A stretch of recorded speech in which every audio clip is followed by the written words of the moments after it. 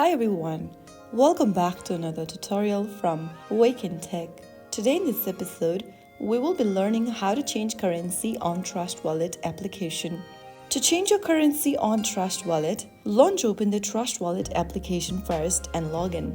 After you're inside your wallet, go to the top left corner and click on the gear button. This will open up the settings menu where you'll need to click on Preferences. Under Preferences, select Currency. After you choose the Currency tab from the currency list, select the currency you'd like to change to. Choose the fiat currency you want to change to from the list, and then soon after you tap on one, you can get back to the home screen or you'll be taken directly to the home screen, and your balances should now display in that specific currency of your choice. If that does not work, then you can close and reopen the app to ensure the change took effect fully. So that's how you easily change your currency on Trust Wallet app. If you found the video helpful, don't forget to like, share and subscribe to our channel. I will be back again in the next episode.